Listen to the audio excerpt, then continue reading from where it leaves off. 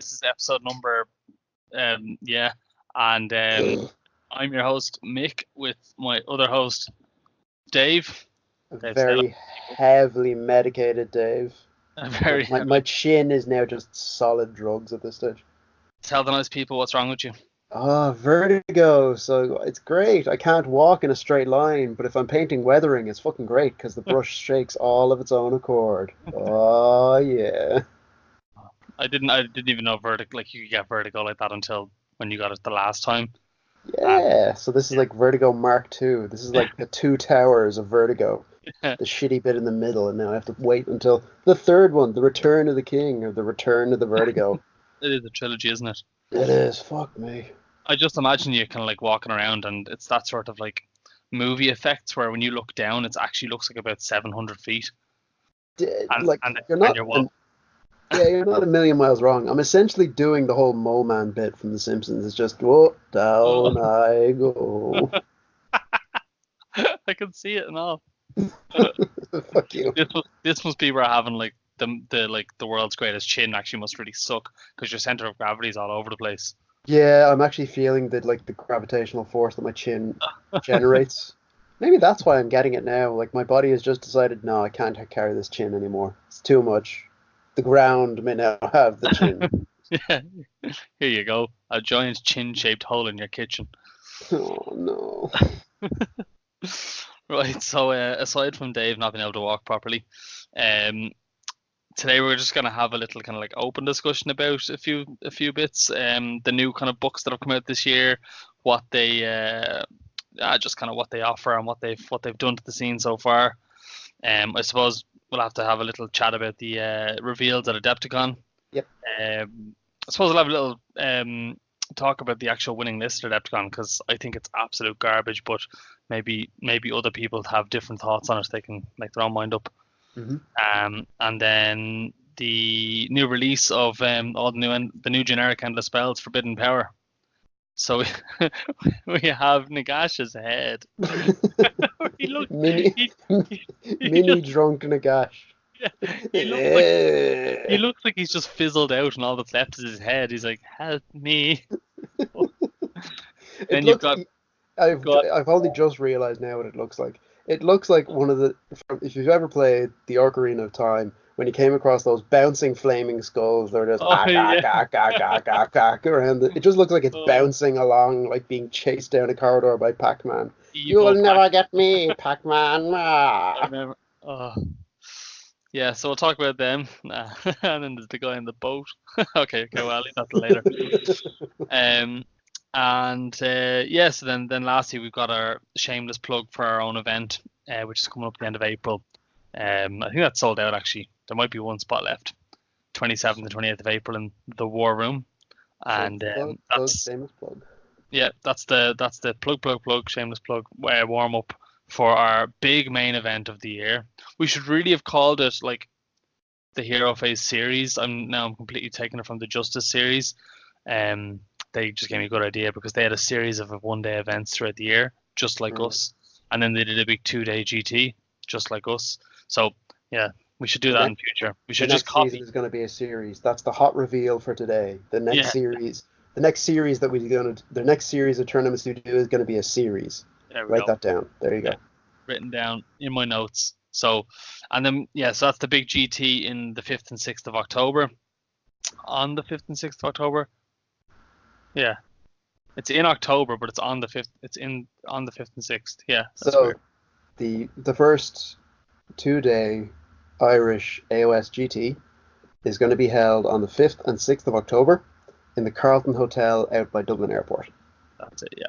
So I think the Dublin Airport location was pretty solid because anyone coming from abroad can get to it quite easily, and because it's north of it's North City, the guys up the north are travelling less as well.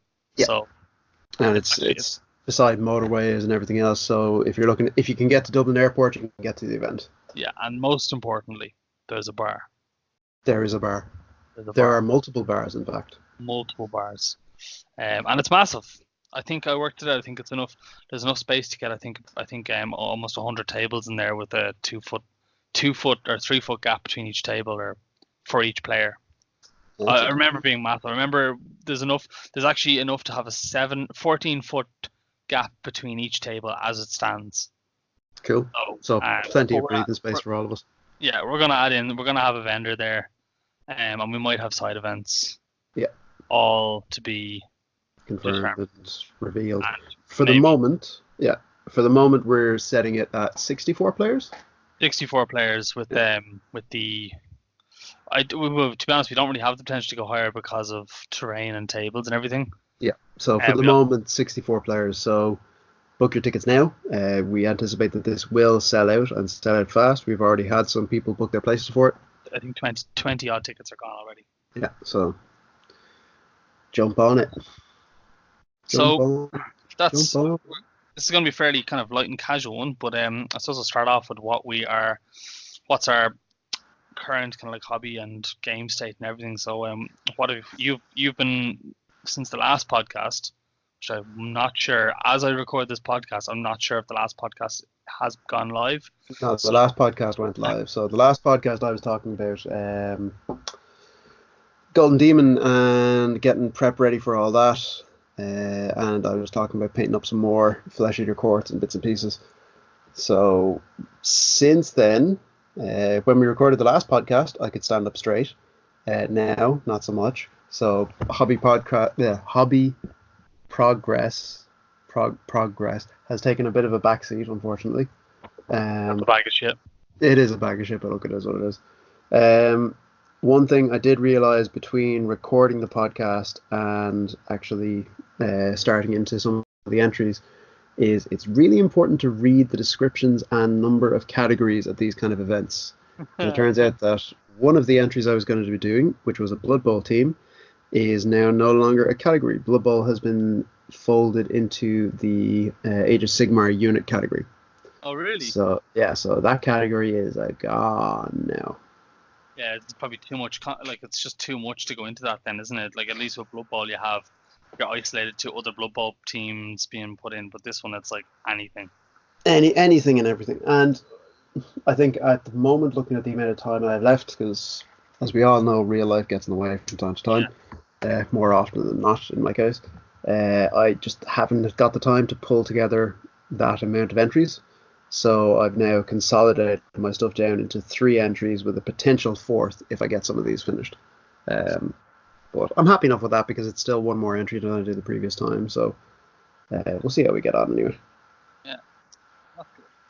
And you've kind of benched yourself from gaming until after until after Golden Demon, haven't you? After Golden, yeah, that's correct. So I finished off what I wanted to with the Flesh Eaters. So I have the new end of spells painted up, I have the new character painted up, and the last few kind of bits and pieces I want to get done for the army are done at this stage. So I have I know, 3. I'm looking at it all right now. Yeah, I've now given it to Mick as part of our Six Nations team practice, which we'll talk a little bit about later. I have loads of ghouls done. I have a decent amount of horrors and flares painted up. I've got all the different characters done up, and I've got 2 Terrorgeists and a zombie dragon all painted up as well. And I was quite pleased because I was actually able to finish off my double-headed Terrorgeist conversion. So nice. So the army's kind of at it's at a point that I'm kind of happy with at the moment. So much so to the point that I was kind of considering doing a new Flesh Eater Court army as well on top of the existing one I have. So starting a new kind of color scheme. Which is always as they perceive themselves one, or just a different one completely. Kind of half and half, sort of playing off more converted models. So playing around with Blisterkin's whole theme, they sort of view themselves as crusading priests and sort of vassals to that. Yeah, so I was kind of thinking of using things like flagellants for the ghouls. And having the flayers and stuff be mounted so they're like knights. Like a little dude on their back, or maybe a skeleton warrior on their back or something like that. And then for the priests, for the guys riding the Terrorgeist and the zombie dragons, actually strap some kind of like altar to the back of the zombie dragons. So they'd actually have like a full Flesh Eater Court scenery, maybe. Yeah, like something like that, and kind of combine it with the what's the one? The throne, not the throne, the war shrine from Oh yeah, States of Darkness. So taking that kind of structure, sticking the skulls and skull throne from the back of the Flesh Eater Court Carrion throne on the back of it, and just playing around with that, and you've having also that as got like a pulpit basically. you've also got the Mage Bane or Mage Wrath throne scenery piece. Yeah, exactly. And I was also looking at the whirly dirly thing, which is The Whirly Dorly. the whirly dirly thing. The Celestial Hurricane, and from now on, that is now All right. called the Whirly Dirly. I have decreed that that is renamed. The last time I heard someone say Whirly Dirly, they were talking about the deleted scene in Battle of the Five Armies where the elves were firing their bows, but the dwarves fired back a Whirly Dirly back at them. Oh yeah. And it Yeah. cut all. That was I never saw that, and then I saw it for the first time, and I was like, "Holy shit, that's awesome!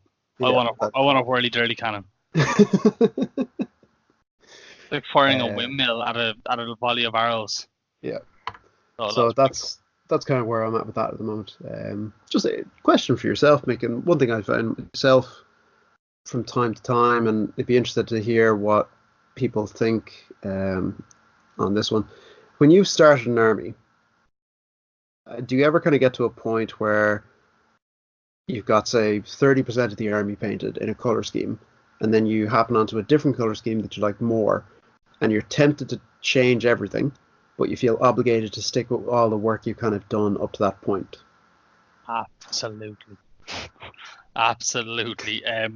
It's funny you say that because only recently I wanted to repaint all my ogres to look like from Akshi, Mm-hmm. just because I thought it was a cool realm, and I did really well in a game with Akshi, and I was like, I really like the Akshi and the spells that really synergize well with ogres, Mm-hmm. more so than any other stuff. And I was actually tempted to repaint the whole army, and this isn't 30% of the army done. This is like I've got 99% of my army painted.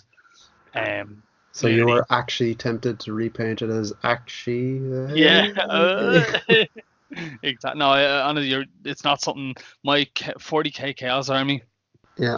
been repainted more times than I can remember. Even my Deepkin, I'm being very cagey. That's my like. We should really be more vocal about our New Year, New Army things. But my We should Deepkin, probably do more work on our New Year, yeah, New well, my Army things Deepkin as are well. coming along. There, I've got my Thralls nearly first unit of Thralls kind of there. But like, I'm Nice. being really cagey about what I paint them because I do change my mind like the wind. Mm. And I don't know about anyone else if they have what you like the same things as you just said there, but yes, absolutely. Sometimes I kind of regret starting a paint scheme because I see a better one later on.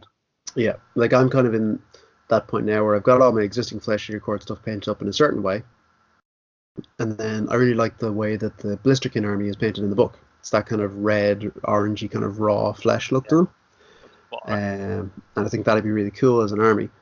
But again, the question then is, do I go back and repaint that existing Flesh Eater Court army to match, or do I just say no, I'll start from scratch and then I can just combine the collections and maybe base them all the same so they all kind of match in? I love your current Flesh Eater Courts. Like they are still my favorite looking Flesh Eater Courts army, Mm, and not only is the color scheme, but it's the opera theme you put to them, yeah. with all this music sheets everywhere. The whole thing as a bundle, I've always loved it. It's something in reality I probably won't go back and repaint it because I couldn't bring myself to go through all that effort again. Yeah, exactly. But I might try doing a new army of Flesh Eater Courts, taking what I know now about the army compared to when I started with the army. Yeah, Um, total garbage. yeah, exactly. And I won't go that far, but yeah. Dudes will be able to do something with them. Yeah, so that's a potential project for future and when inspiration strikes. But for the moment, my focus is purely just get all the Golden Demon entries done, and then maybe reward myself with some of the new stuff that was previewed at Adepticon, and maybe some of the Slanesh models because they do look rather nice. Yeah, they definitely. I'm so glad I picked up all the metal ones when I had the chance. The Juan Diaz, And yes, yeah. Juan So Diaz special. I'm about five seekers short of what I want, but still have a good out chunk of them. Nice. Um, then So that's kind of my progress. Games wise, I suppose we might leave talking about my games to when we're talking about your games because it's kind of more relevant. But obviously, as I mentioned in the last episode, I wasn't able to make the Irish team for this year's Six Nations. But we were having a gaming session down in the War Room on Saturday, just gone. So team members and non-team members went down to get some practice games in, test out some list ideas, and give the guys who are on the team an opportunity to play against some of the lists that they might come across in the competition. Yeah. It's been Saturday's kind of become our club day, Saturday morning. Yeah, essentially. Which is quite good because Morgan's place down there, the War Room, is a great little venue. Yeah, and again, big thanks to Morgan for accommodating us. Yeah, it's brilliant. Yeah, that was actually a good day. I really enjoyed those 2 games. I actually came back and played 2 more games in my house. I believe you were telling me, yeah, yourself and Jay, who was one of the other guys on the team, and Nathan, was it? No, Nathan didn't come back. It was just me and Jay played 2 more games. Cool. So I played 1 game with my Ogres, and my Iron Blasters ate some Bloodthirsters, and then I played a game with Deepkin, so Jay could test out more lists. Nice. So, yeah, that's my hobby has pretty much unless it's 4 Six Nations or Bobo, and nothing's getting painted. Like literally nothing. Like my Deepkin have taken a backseat because my Ogres are going to Bobo. Like that is decided 100%. And I need to know if I'm going to bring the Iron Blasters or not. So if anything's getting painted over the next 2 weeks, it's going to be them. Absolutely, yeah. We might just take a moment then to talk about what you thought of the Iron Blasters, because over the weekend, myself and yourself played a game, and I was surprised at the amount of damage the Iron Blasters kicked out. Yeah, like looking at it on paper, I think everyone can agree that Iron Blasters look like ass on paper because it's like 120 points for a potential D6 damage each turn. Okay. Now, there are much more reliable forms of D6 damage for probably not too much more expensive. And this just like it just looks like ass on paper. But in saying that, they did perform really well in the 3 games that I played them in. I'm not one to take kind of like results based on like how I've played in a few games as the word, but they did just well in not just rolling, but also in how people deployed against them and how people played against them. So Jay wasn't able to get close enough to me with one of his Bloodthirsters, so he ran away with it so it wouldn't get shot. And that left me only fighting 2 Bloodthirsters instead of 3. It could have been a different story if all 3 of them were on my face, but because of the Iron Blasters, he kept it back. And also because of the Iron Blasters, I killed both of the Bloodthirsters. Yeah. If you look at even in the game that we played, so I deployed my army more or less as far back as I could to avoid the threat of the Iron Blasters and the threat of your Thundertusk. Yeah, because I have the Thundertusk and 3 Iron Blasters in the list. Yeah. And they've got a 22-inch range plus 9-inch move, so 31-inch effective range. With the other thing, the Thundertusk having a 26-inch effective range. Yeah. So it gives my army, it gives Ghostbusters something that they don't have, which is range. And for 120 points, that kind of like that effect on the battlefield is worth it. Is what I found. The stats, their actual performance may look garbage, but how they impact your opponent in the 3 games I played seems to be worth it. Yeah, it does seem to be a thing that you can only judge something on paper so much until you actually take it onto the battlefield and use it against somebody.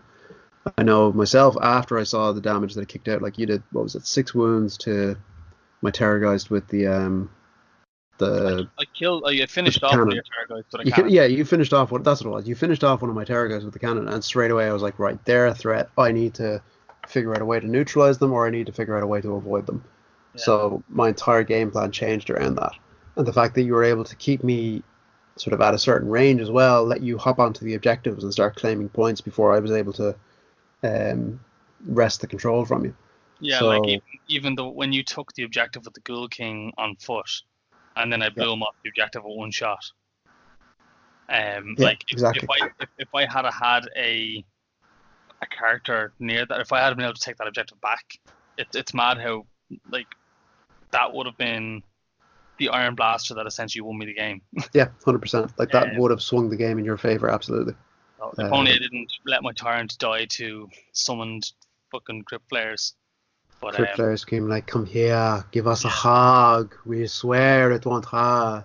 yeah, that was the stupidest thing I did in that game, because I even was saying I better not let those crypt towers come on the flank. I'll move these 3 ogres over, and then I forgot and just didn't do it because I'm an idiot. So that was actually a close game, which is kind of cool. The general, the Gristlegore general, was the real problem. I just couldn't deal with her. Yeah.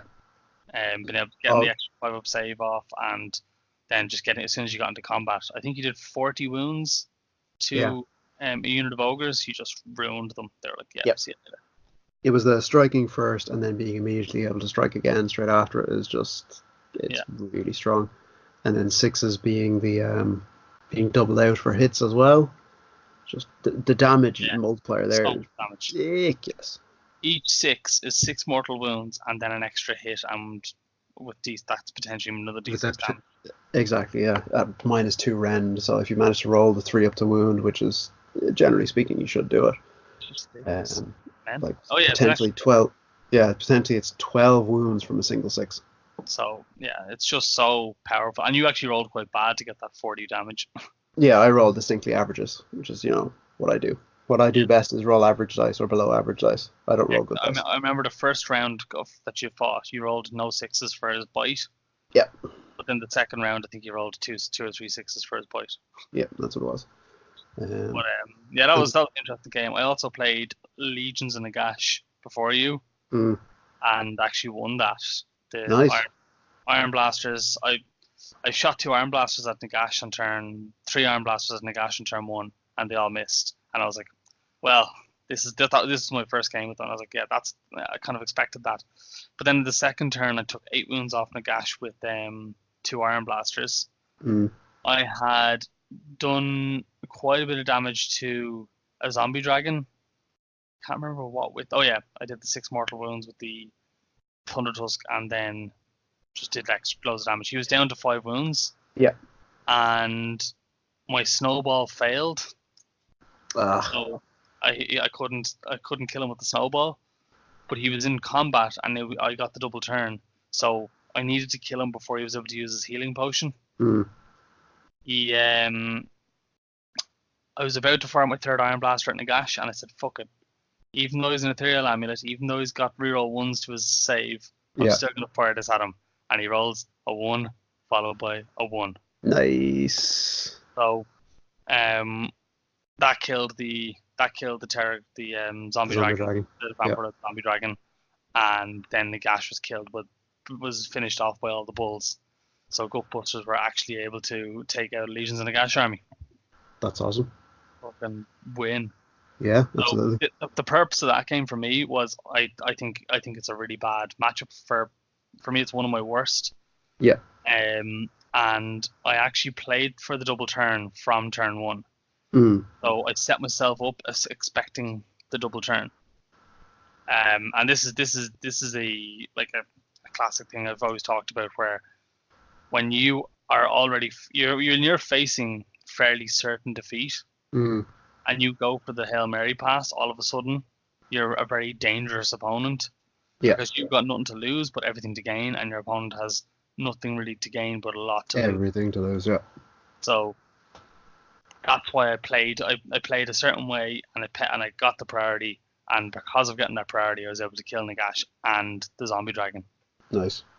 So, that's and the idea behind that was, if I ever have to be thrown under the bus at Six Nations, or if I meet them at a singles tournament, I know how to play it. Yeah, exactly. So even in those situations, even if you are, as we always say, thrown under the bus with the ogres, that'll be a tradition then from the previous Six Nations as well. Yeah. At least you'll know you can compete against lists that are, top tier lists. Like you took on a Legion of Nagash army with Nagash and the Zombie Dragon. It's a build you're seeing more and more nowadays, and you won. You went toe to toe with the Flesh Eaters, and it was swingy up until I'd say the last turn, to be honest. Yeah. Against myself, and you only narrowly lost that one because I was hard pressed to gain the objectives back from you. And then, as we were discussing afterwards, if I hadn't been able to get to your tyrant, and if you'd been able to drop the bully of the first degree on the grots to make them essentially unbreakable, it would have been a very different game and a very much more of a grind, trying to churn through all that kind of stuff. Yeah, exactly. Like that was my biggest hit. Now losing the tyrant on, I think it was a turn 1 or 2. I think it was turn 1 because I managed to get the flares into combat with him. Yeah, so that was because it was 3 places of power, or places of arcane power, whichever one. Place of arcane power, yeah. Yeah, and when you have 6 characters and I've only got the 1 left, yeah, the only reason I was able to stay in the game is because I got on the objective turn 1. Yeah, and you were zoning them out, and I couldn't get my characters near enough. Yeah, so that was the only reason I was able to hold that for as long as I did. So it wasn't then turn 4 you were just able to, because you killed the butcher, and then all my stuff didn't, just started falling apart then. But that was another good observation of that game, was that it wasn't a whitewash. Yeah, Go butchers are still able to hold their own. It was interesting. I found a similar situation now in my previous game. I was playing Rob and his Sylvaneth. So the game was I think it was just a case of the luck went my way and didn't really go Rob's way. He charged. He got first turn. He had the 1-drop Gnarlwood, I think it was. Yeah. So standard kind of build, Durthu, a Tree Lord, buttload of Dryads, and then the Incantor as the one Order Wizard that you're allowed in as part of the battalion. So it all fits in as the 1-drop. Turn 1, he dropped Comet on my cluster of Ghoul Kings and Archregents. So straight away, they're being wounded, but more to the point, I wasn't able to get off a single spell that game because the negatives to casting from the Comet. And then he charges Durthu across the board, teleports him in through one of the woods, and launches him straight into one of the Ghoul Kings. So what I anticipated was going to happen was Durthu was going to swing through the Ghoul King, stop my reinforcements, and I'd be on the back foot straight away. Now, luckily, I was able to tag. I think he tagged in the unmented zombie dragon, so I was able to quite quickly wound down Durthu, and as Rob would say himself, once Durthu take a couple of wounds, he started dropping brackets quite quickly. Yeah. So Durthu kind of got bogged down there. My other 2 big monsters, the 2 Terrorgeists, were able to then lamp into his big unit of Dryads, and I was able to catch him out a little bit. He had left his general, his Tree Lord Ancient, behind a line of Dryads, so I couldn't get it to base with them with the Terrorgeist.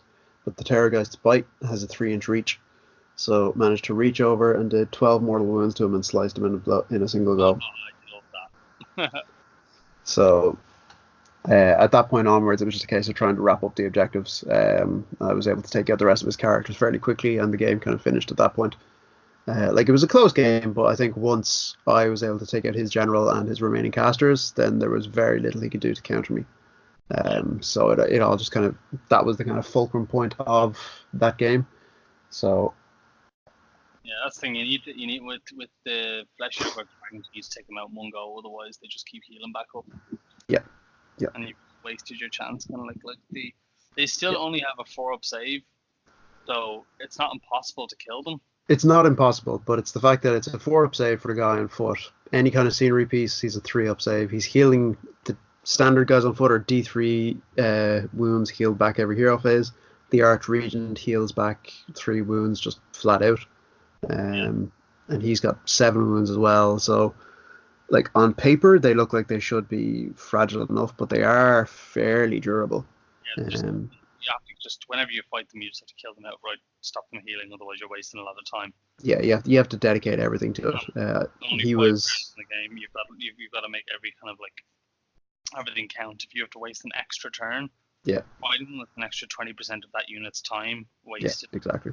But that was it. He tried to split his attacks between the zombie dragon and between the Ghoul King, missed the attacks on the Ghoul King, did take the Zombie Dragon down to quite a bit, to his last profile, but didn't manage to kill it. The Zombie Dragon was able to pile in and attack twice, and then in the next turn, Dirthy was still there, killed the Zombie Dragon, but then of course with Gristlegore I was able to burn another command point and have it attack again before it died, so it took Dirthy down as Dirthy took it down. Kind of sick that like how powerful that is. It Feeding Frenzy. What's the name of the command trait that you pile in and attack twice? Feeding Frenzy allows you pile in and attack twice. I can't remember the Gristlegore command trait, which allows you to pile in and attack after you've died. Yeah, so but like all those command traits, because your big damage dealers are your characters. Yeah. It's just so powerful. Like I think, and this kind of like segues into our talk about the new books, but we'll talk about it a bit more. I'll finish off kind of talking about other bits first, but it kind of just shows like that they shouldn't really be able to do that with that easily. I think if in their command ability they just had like pick another unit within X inches, you know what I mean? So you can't use the command ability on yourself. Yeah. Or you can't use it, or even the 6s to hit with the Gristlegore. Combined with that, and then when you die, you can fight it. Like it's just this, it's all combined together. It's just ridiculous. Yeah, no, it does feel overpowered playing with it, and I did, like, in fairness, I do feel a bit guilty sometimes when I'm using it, because it really does feel like you're just kicking someone when they're down, when it's a case of, okay, cool, so I've done this, I'm now going to do this thing as well. Oh, and you've now killed that thing. That's cool. I'm going to have him attack again, and oh, by the way, I can burn the thing to have him attack again, even though he's died twice. Yeah. Like when I'm looking at Flesh Eater Courts, like I'm like you left your Flesh Eater Courts there. I'm playing a practice game with them tomorrow. Yeah. And I'm looking at a battalion, Ghoul Patrol or the Royal Courts. I'm not sure which one. The Royal Family or the Ghoul Patrol, yeah. Yeah, I'm looking at one of them, but I'm also looking at an 1850 point list, not like 1900. So I'm gonna have like 5 command points on my on turn 1. Yeah. I know it's going to be like 2 turns. I'm going to go into a battle round, and I'm going to charge in. I'm going to spend a command point to fight before the combat phase starts. Mm-hmm. Then fight twice. There's 2 command points gone. Then I'm going to spend. Fighting before the command point, that's just a command trait, so you don't have to burn a command point for that. Oh, do you not? Okay. So that just happens automatically. Well, that's even better. So I'll spend 2 command points with fighting with 2 big Terrorgeists first, straight away, before anything happens. Yeah. Then he gets to pick his fight, and then I might, depending on if I've charged him with ghouls or flares or anything like that, I might fight with them twice as well, if they're in range. But then it's next turn, so like in his turn, or if he gets the priority and it's his turn again or whatever, I'm going to do it again next turn. So I need like 5 or 6 command points when that happens. Yeah. So like it's like I'm aiming straight away for an 1850 list, and just, or even just 2 battalions and a 19, like if I can, but I don't know if that's possible. It's possible. I found that the cheapest battalion in the book, I think it's tied between Ghoul Patrol or between the Royal Family. I went with the Royal Family because I wanted the Archregent in the list for having the extra bit of summoning. Yeah, well, I think he's like an auto include, I think. Yeah, and as well as that, the 2 Ghoul Kings on foot are useful for dispelling, for their own spell, which can give another unit +1 attack. They obviously get to summon on 10 ghouls each if they're beside the throne. They get to do it for free, so they're handy little objective grabbers. Or just in the game with Rob, what I did was I sent them in to try and tie up his hunters and tree revenants, so that kind of held them off on one side of the board while I was pushing his other flank. That's another thing. The scenery piece giving them free summoning is just, again, it's just really powerful, because I think on turn, I think I wrote or I was looking at someone's list and they could summon about 1100 points on turn 1 for 2 command points. Yeah, it's insane. I think that's another thing you need your command points for as well. Yeah, I think the benefit of the Royal Family over Ghoul Patrol is really that like what the army obviously thrives on right now is that ability to attack twice through the Feeding Frenzy command ability. So having more heroes that you can spread throughout your army that buff most of the units in your army anyway, like being able to sort of seed them through your battle line so that you have that 12-inch bubble of, if I can reach this unit, I can boom this. I can channel. I can pop that command ability. Yeah. Like it's 18-inch range on the general for that. So like there's a significant size bubble of if you need to have a unit pilot and attack twice, like I did with actually. That's how I was able to get rid of your tyrant. Yeah, pilot and attack twice with the flares. With the flares on the outflank. Yeah, because I was really happy I got away with him on one wound, and I thought I was going to be okay. Yeah. And then you're like, right, got a pilot and attack twice. It's like, fuck. Yeah. And that's what I mean about kicking someone when they're down. It does feel a bit like that. Yeah, exactly. Like, first of all, you summoned these script players in, and then you're able to fight with them twice. And like, for fuck's sake. So, yeah. But again, that was as much my fault as you capitalizing on my mistake. I suppose that's it. By leaving that exposed, that's the thing, so it's just. But yeah, no, that is that they are a bit strong, but sure, we'll see what happens. I was going to be very quick to kind of jump on the fact that Skaven are strong and Flesh Eater Courts are strong, and I was like, will I start bitching and moaning about it, or will I wait until more books come out and maybe the meta will balance itself out? Yeah. But then Khorne came out, and to be honest, I think the Khorne book's a bit shit. You think it's a bit of a whiff compared to the other two? I think it's a bit of a nerf on itself, first of all. Okay. I think they lost a lot of flavor that they had in their units. Like Skull Reapers are just a really vanilla elite unit now. Like the Stormcast equivalents of like the Paladins and the Evocators have tons more kind of flavor to them than Skull Reapers do. Like, and that doesn't make sense because Stormcast are meant to be vanilla, Skull Reapers used to have different weapon profiles, used to have some cool rules, and now it's just all condensed into one, tidied up. I understand tidying up, but I think it's just gone a step too far, and they've just gotten rid of a lot of character from the army. Like they removed what's the anvil guy's name?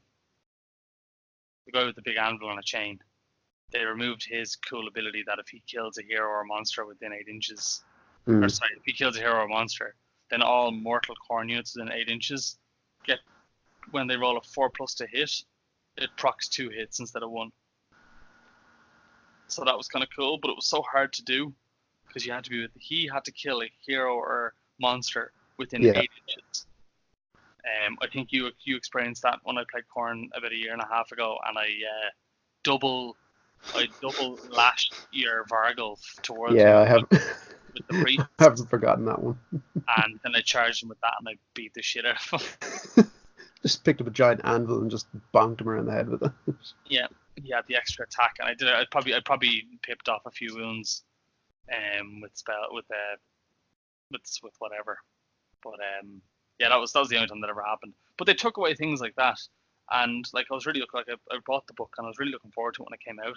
I read through the whole thing. What I haven't liked is they've tidied up the blood tithe and the summoning. They've gotten they got their new scenery piece and their new spells, which are cool. So they're kind of going along with the format there, and they actually, in my opinion, they made the other two bloodthirsters, the Unfettered Fury and Insensate Rage, they made them slightly better. Yeah, so I agree. That was kind of cool. They've changed Scarbrand now. Scarbrand's, I think he's like a little bit worse because of his the way his mortal wounds work now. It is now mortal wounds. Before it was wounds that couldn't be negated by any other means. Yeah, but now it is specifically mortal wounds, so you can actually get saves against it. Yeah. It can be spread around units now instead of just a single model. So yeah, that's nice. I think that's the buff, because the only time the former will actually make a difference is against Marathi. Yeah. Now, and against Daughters of Cain, Hagnar, because to be honest, the 6-up saves, yeah, he'll make a couple, but it's not as impactful as Marathi or rerollable 5+ Hagnar saves. Yeah, so I think when you're only considering kind of like one matchup, then compared to now he can do like 8, 16, 24 mortal wounds onto a unit. I think I prefer the new version of it anyway. Yeah, I think even just from a tidiness point of view, you could see that almost every book that came out had some kind of FAQ that was specifically, well, how does Scarbrand interact with our rule? How does Scarbrand interact with this rule? So rather than having to rewrite everything for just one model, just rewrite that model so he fits into the kind of game that we're actually playing now. Yeah. So logically, it makes perfect sense. I think overall, his power level is probably standing, I don't know, roughly about where he was, maybe a little bit stronger in terms of utility. Like, he's not just about smashing that character now. He has actually got some use in cutting through hordes and stuff. So I think he's probably a bit stronger. He's probably, like, give or take, he's probably around about the same, maybe a little bit stronger than what he was. I'd be more inclined to take him now, because of his ability to just wreck anything. Yeah. So. I also love that you can't whip him anymore. Yeah, you can't whip him. So fucking happy about that. Yeah. So, yeah, no, overall I wasn't really impressed with the book. Like, I played against it. I played against Jay's Council of Blood with ogres, and I didn't, like, he did everything that he should have done, you know, charging in with multiple bloodthirsters at once. Yeah. He did a really good thing where his stuff gets to pile in an attack if they're 6 inches away, and he can pile in 6 inches. So he ran them both so they were within 6 inches, piled them in that way, and then murdered a load of shit. Now he rolled kind of shit as well, but they just, with the 4+ save and not enough damage output to literally kill everything that's in front of them. Yeah. They just seem to, they get hit, they do some damage, and they haven't killed enough to mitigate the damage enough, and then they get killed back with their 4+ save and only 14 wounds. So, and they don't have a death save, so, or demon save, whatever we would call it. So exactly. They're not really. The bloodthirsters are just, I don't think, are worth their points as a group. I think one of them in your army can work. I think I like the one with the big axe. Is that Insensate Rage or? I'm not too sure. I only ever knew the Wrath of Khorne bloodthirster. That was one with the whip and the axe. Yeah. Flail and the axe, sorry. So I'm not too sure what the other two were. Which one was which? I think it's Insensate Rage. But yeah. So like that was kind of underwhelming. A lot of this stuff just kind of got nerfed. It's kind of disappointing, but sure. The reason I'm so bummed about the Skull Reapers is because my entire army was based around Skull Reapers and Skull Reapers. Yeah, that you were saying they were your favorite models in the Khorne range. Yeah, absolutely. They really, because I love the God of War series of games, and I have my own. I even converted a Kratos out of some Khorne bits. That's right, yeah. He was basically the general of my Khorne Bloodbound army. And I was planning on having like 30 Skull Reapers. I was going to use the Skull Take Battalion, so like loads of Skull Reapers, loads of Skull Reavers, and whatever else is needed. And kind of have them all painted up that Spartan kind of colour. And now Skull Reapers are just crap, and I'm just like, well, they're kind of boring now in the game. I still have 20 of them, but you know. So, yeah, that was my game against Jay and my thoughts on the Khorne book. So I suppose then, looking at where the game is overall, where do we feel these latest books are kind of going? Do we think, I suppose it's, maybe this is an old, outdated term, and it was more applicable to 40k back in the day, but is power creep now becoming a thing in Age of Sigmar? It is and it isn't. If you look at it, like Skaven and Flesh Eater course came out, and they blew us out of the water. You know, and then but like Gloomspite Gifts came out before that. Yeah, they're okay. You know, they're nothing special. Now the question I'd ask is, did Skaven blow us out of the water?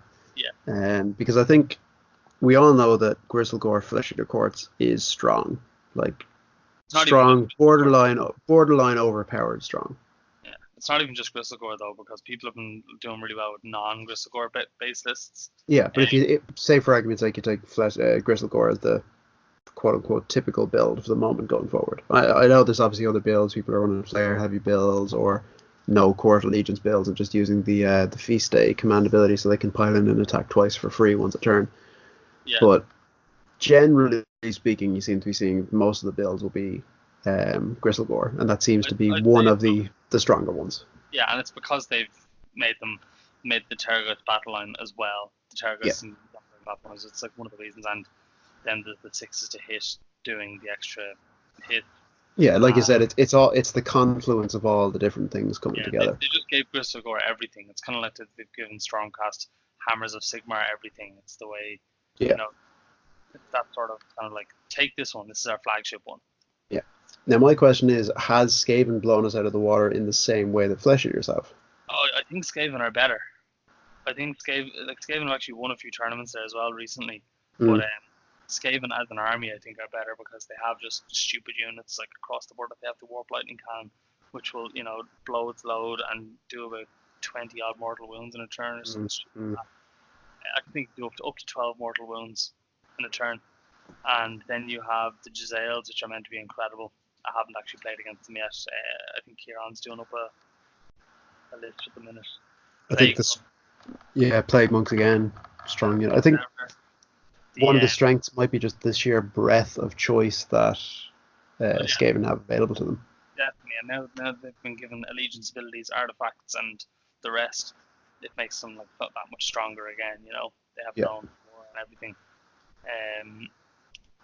So Skaven got a good all round buff. Like realistically, the big thing with Gristogor is the Ghoul King on Terrorgeist. Yeah. So if we talk about, did Skaven get updated? Well, yes, because they got a bunch of units that all contribute to the army being incredible. Whereas with Flesh Eater Courts, they've really only got one unit that contributes to them being incredible. And the rest of the units kind of stayed the same. Yeah, I'd argue that's fairly true. So if you lost that one unit, that's it. Whereas in Skaven, there's so many different targets. Yeah, 100%.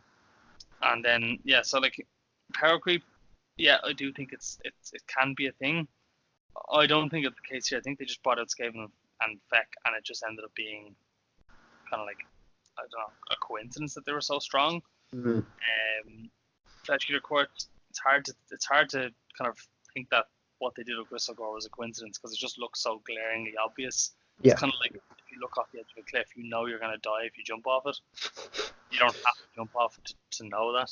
Stare at Terrorgeist in the maw, and it's going to eat your face off. There's no two ways about it.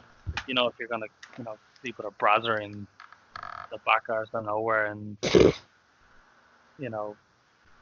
Africa somewhere, you're going to get AIDS. You don't have to do it. Yeah. So, Dave, this is a note for Dave Smith. Just edit the past 15 seconds out, please. Yeah, that'd be great, Dave. Thanks. Cheers. So, like Corn and Gloomspike Gits. Power Creep, definitely not. I think they're about level. But I think Gloomspike got a bit of a buff. In fairness, they got a buff, but they're level with the kind of like balance. They're balanced. Mm. But then again, what is balance? Like if you're looking at if you're saying, okay, well, Stormcast are balanced because their win rate's 50-50 at the moment. Yeah. Then fair enough. But if we're kind of measuring balance against Legions and Nagash and Daughters, then Flesh Eater Courts and Skaven are actually the norm. They're actually fine. Yeah. So, and then by that margin, then the other armies will be underpowered as opposed to overpowered. And you brought up to that level, so it really depends on where their benchmark is being set to. You would imagine it to be set around the Stormcast mark because they are the kind of the spirit level of Age of Sigmar. Like everything kind of revolves around them in one way or another, and they are the central protagonists of the storyline in the same way that Space Marines are kind of used as your benchmark in 40k. Poster boys. Yeah. But there's also the theory that not all armies will be balanced. Mm. But I think in certain video games, I'm not sure, but usually the characters or the armies that are harder to use end up being a stronger army once mastered. Yeah. So I think that's a fair. So you have an army with a high skill cap, but the reward is massive because you end up having, okay, I've got a better army, but they also can be less forgiving. Now, I don't think that's the case with Flesh Eater Courts, but you know what I mean. Like if you know how to play Flesh Eater Courts, you're gonna win with them. Yeah, no, 100%. But I don't think I think some armies might fit that criteria. I don't think Flesh Eater Courts fit that criteria. They just seem quite point and click. Yeah, I don't think they are an auto play army, and I don't think they're an auto win army. I think you need to know what you're doing, and you need to know what your strengths are. Yeah. They are a powerful army, but they can be countered. Like if you throw any kind of minuses to hit at the big beasts, then they're hitting on fives. They're Yeah. hitting on sixes. They're like Yeah. so you can. There are ways to counter them quite easily. You know. Yeah. I So, suppose a question then is, okay, if we're saying that certain armies won't be balanced, should everything be balanced? well, Or obviously, would that just lead to sort of a bland game system? yeah, like not like real in an ideal world, we would all say, yeah, loads of balance. But I have this feeling that if it was all balanced, the game would just be boring. Exactly, yeah. Like it You would know, essentially just be you're playing the same army in just variations on a theme, as opposed to actually having different armies that play different ways, have different yeah. styles and tactics that work for them, and different weaknesses and strengths. I think Like that's I think it's fairly ignorant for someone to turn around and say just adapt and change your army lists to suit the mm, meta. But that's fine if the meta changes as a whole and you have to adapt. But when one army comes in and it's just so overpowered, you yeah, can't change your army for one specific army. Do you know what I yeah. mean? I think Like, the onus is kind of on the player that rather than looking for a balanced army, you have to find the balance in your build. yeah, exactly. Can you deal with this, and this? And you kind of have to accept my army can't beat everything. Yeah, exactly. Like a lot of like I'll say that people who win tournaments generally have had matchups that they can deal with. Like I know if I come up against, for example, Daughters of Cain with my ogres, I'm not winning that tournament. Except for that tournament I won when I got lost to Daughters of Cain round one. But you know what I mean. Yeah, I know Like what you mean. if I go to Bobo and I play against Daughters of Cain with ogres, like there's a 99% chance I'm losing that game, and I won't be able to even contend for like a decent spot then because I'll be one game behind straight away. So I know that going in, but there's no point in playing to try and tailor my list against them because when I did that, when I came out with the list I came out with wasn't very good. Yeah, So you have to have that balance. yeah. No, I'd agree. I'd agree. I'm hoping with and the next kind of topic, I'm hoping Forbidden Power offers something more. Something more, you say? Just Mhm. one more cornetto. Well, the Give canoe is it hilarious. to me. Or the gondola. The gondola. Oh, so happy with the new Yeah. spells. So we should probably break down. So at Adepticon just gone past, for those of you living under a rock or who may not have yet seen them, the studio team previewed a whole host of upcoming stuff, both for Age of Sigmar and for 40k. So just among the Is your among vertigo those kicking things, in? yeah, just a little bit. I kind of sat forward in my chair and was like, no, no, no, sit back down. So we got a few more details on Forbidden Power, actually what it actually is. And what it seems to be is essentially what we expected. It is more spells available to all the armies, so more endless spells. But these ones are all themed around shish and death, right down to the fact that, of course, we've got little drunken Nagash baby head mini me. Yeah, my minions. Oh, he's so funny looking. I just can't get like every time I look at him, I just look at a baby and a gash's head in him. Yeah. So there's some cool stuff. There's like some of it's scenery as well. They have confirmed that some of the pieces there aren't just endless spells. They're scenery that you can add to your armies. That's So cool. there's some kind of Parabellum Celestial Hurricaneum that's just mounted on the ground. So Yeah. no idea what that'll do. There's some knocked over statuary. You've got the gondola driven by a skeleton who's on fire. Yeah, the Uh, bridges. You've got the bridge made of a set of ribs, a couple of mini little black pyramids, Nagash's little drunk head, and I think there might be one or two more that we haven't seen yet in the box. So it'll Yeah. be interesting to see what these spells actually do. But they've also said that as well as that, there's new artifacts and new New artifacts and relics that you'll be able to use in your games going forward, and I would imagine that'll be in match play as well.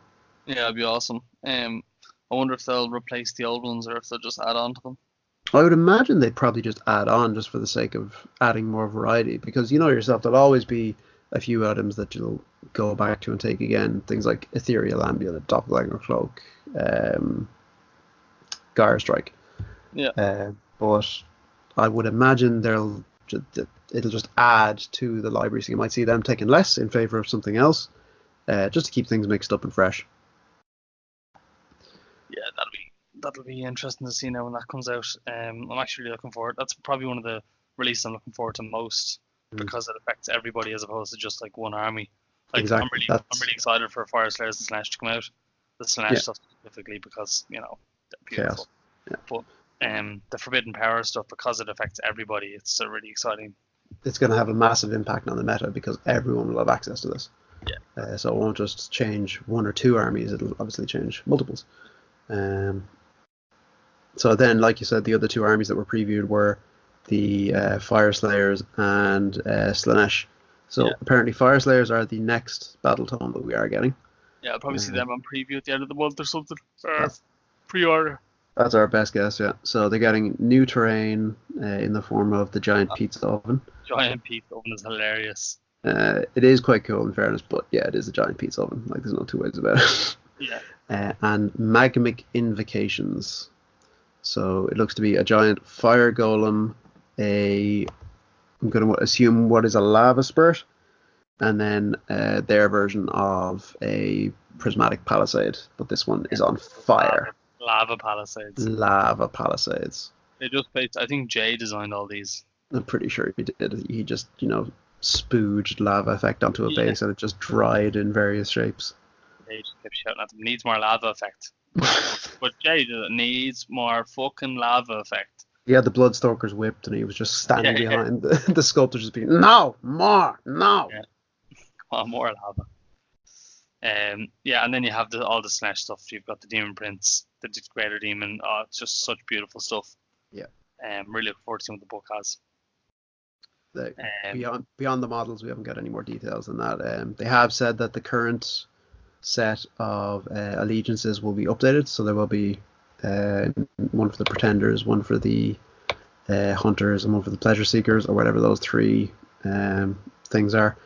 And of course, we're getting the new plastic Demon Prince. Looks like there's multiple plastic Greater Keeper of Secrets. Which looks to have a couple of different builds in it as well. So multiple different heads and stuff. So we could be seeing a named character, Slaanesh Greater Demon. Ever bothered doing? Because that's the only one that doesn't have a named character. Is Slaanesh in terms of Greater Demon anyway. Yeah, it's the only one that never had one before. Yeah. So that'd be a nice bit of variety and a nice little addition to it. And of course, they're getting a scenery piece and some cool spells and a new book and everything. So it looks like it's going to be a fairly substantial release for Slaanesh to bring them up to speed with everything else that's going on. It'll be a 2-week release. So.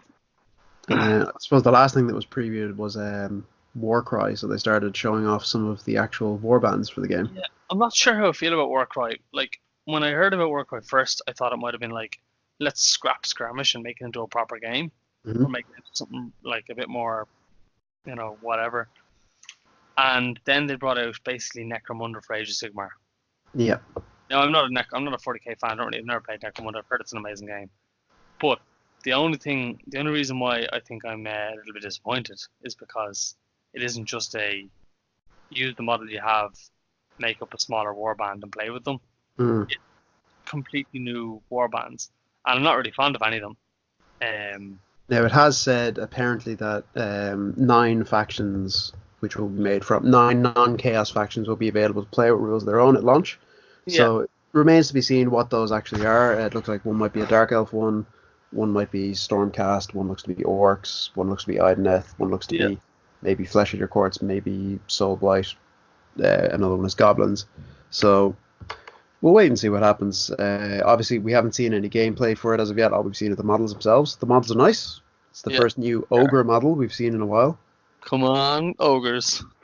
But I have a feeling they're getting a book. It's a gut feeling. hey, how long that one take you to come up with? Since it's the third time I've used it, I can't remember.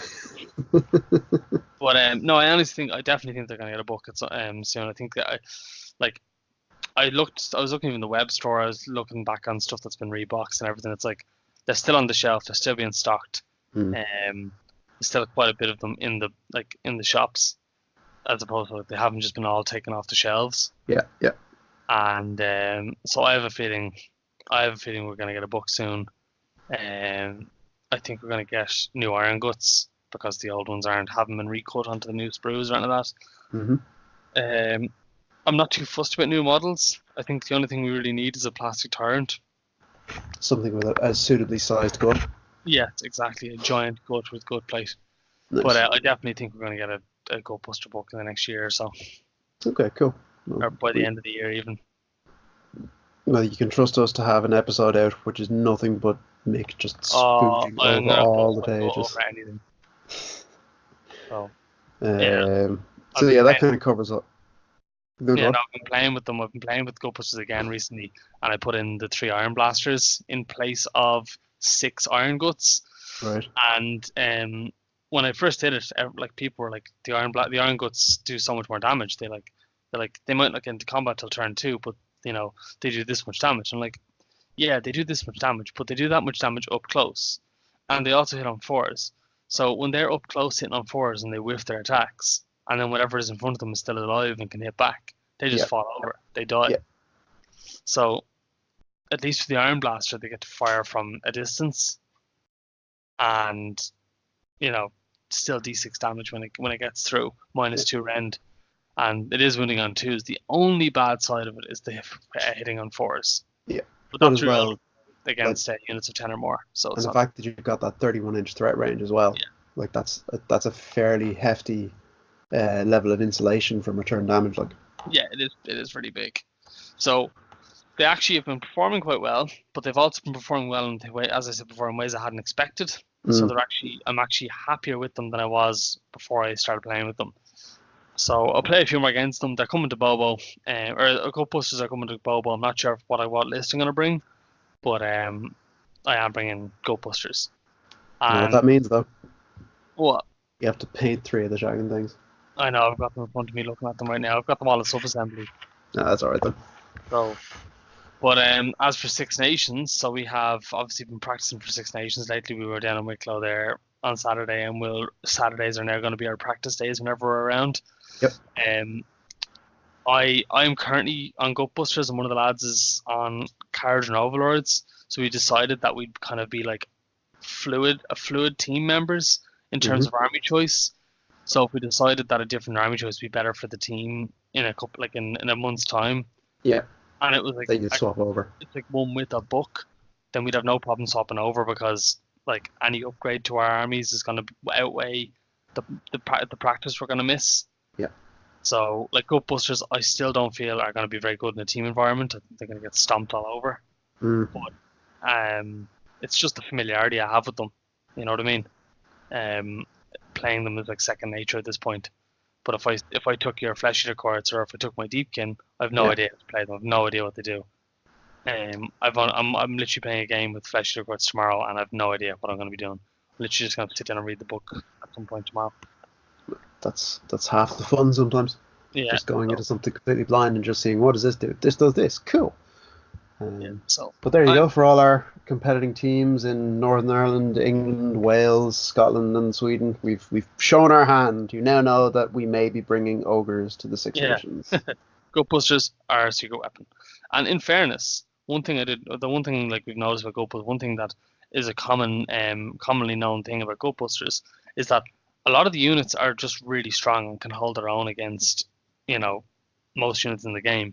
Yeah. And I think as soon as we get a book, the army's going to be quite powerful, as long as there's no other like nerfs in it.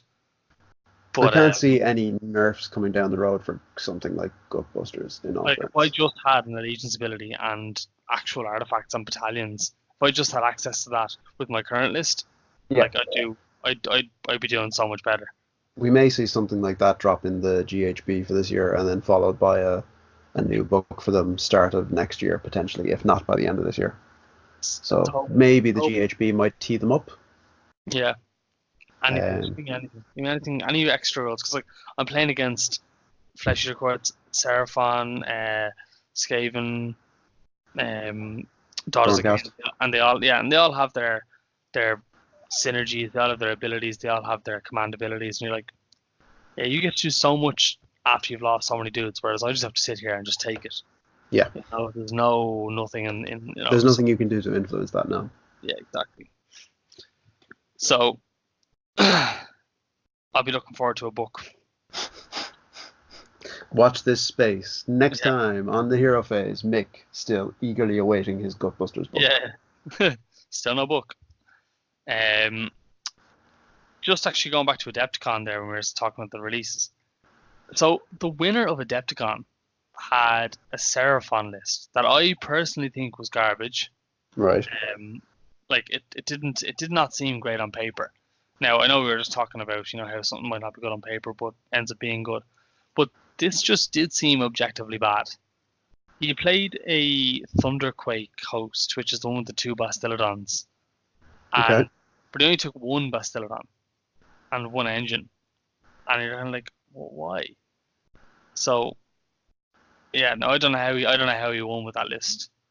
Well, I think that kind of comes back to an earlier discussion we've had before on the podcast, which is about, are you better chasing the meta and playing an army that is objectively competitive and quite strong at the current, like at the time of going to whatever event you're at. So, for example, at the moment, things like Daughters of Cain, Legion of Gash, Flesh Eater Courts, something like that. Or are you better sticking with an army that you know inside out and that you're passionate about and playing that army almost exclusively?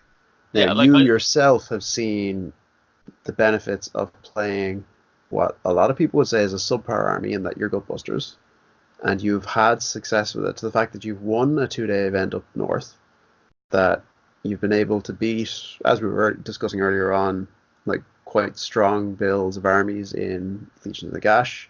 You played it against Khorne and you've done quite well. You almost took me out with the Flesh Eater Courts.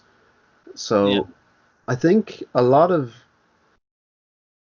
things have to come down to ability, because while we might look at a list and say, okay, that looks shit, that looks subpar, this guy went to Adepticon and took out the event, and that is no mean feat.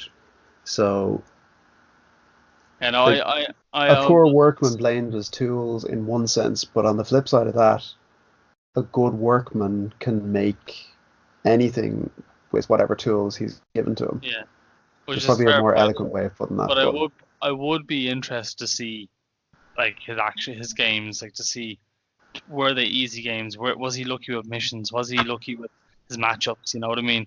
Like I heard in his last matchup that if the game had gone to turn 5, the Daughters of Cain player would have won completely outright. Which I think is a shit end to the game. It's kind of like if I was the Daughters of Cain player, or if I was any player that was in that position, and you're looking at the board going, are you serious? It's only turn 3. If we finish one more turn, I win the game hands down. Yeah. It's kind of like that kind of segues into something we're not going to talk about tonight, which is time constraints on games. Like, you know, do we have enough time? Yeah, I think that's definitely part of a larger discussion that we will have on a future episode. Yeah, exactly. But so something like that, like I think it's kind of shit when you know another turn means you win the game. And something beyond your your control dictates the outcome of the game. The game is a 5-turn game, so if you're getting cut down to 3 turns, then you don't know going into that you're only playing 3 turns. So you've played the game assuming you're gonna have 5 turns. Then all of a sudden turn 3 comes along, and you're like, shit, we don't have time for another turn after this. Yeah, I'm gonna have to change my plan in this one turn and this one turn alone. So yeah, that finishing early, or that not finishing games kind of really does have a negative effect on, you know, the outcome. Now, we say this all in full knowledge that we didn't witness the games. We don't know what the background to the games were. Yeah, exactly. We haven't seen the games. We don't know. All we've heard is hearsay that it may have been a different story for that for the Daughters of Cain player. Um, I but just I just think the list was god awful looking. I just don't understand how it did so well. yeah, but again, like that, even if a certain level of it was just luck, it does go to show that you can't really judge a list by its cover. You have to judge a list by the player. Yeah, exactly. Um, It's a fair point. So, yeah, it'd be interesting. I'm gonna have a look at those lists at some point, but sure. yeah, it's something I think we'll take a look at, and we'll probably come back and retouch that on a future episode with our kind of breakdown of what we thought happened there. Yeah, exactly. So that's pretty much it for me. I think I've said everything I want to say. Do you have anything you want to add, Captain? No, I think just we'll round off by just saying again, just plugging the fact that we've got 2 events coming up. Our 2-day GT warm up in April. the Actual in GT. April in the War Room, and then that's at the Irish GT in October. The first So ever Age of Sigmar Irish Grand Tournament. yeah, Be a part of history or regret it forever. that's it. No. Imagine if you were imagine being the person to win the first ever Irish GT for Age of Sigmar. Oh man, no, I want to play in it. You can't. You need the GT. You need to TO it. Same as I do. We're not allowed. For fuck's sake. Hate You can't have Gutbusters taking out another GT. Oh, they need You'll to do it. you'll nerf them before the book is even released. Yeah, I can't do that. Yeah, so that's it then. So we have this, as I said, this is quite a casual, just kind of like chat about things going on at the moment. So hopefully get back into talking about events and single books, and then single proper topics, like for example time on round. So we'll leave that to the next few episodes. Absolutely. Sounds good. So yeah, cheers for listening, guys, and hopefully see you next week. All right, take it easy, guys.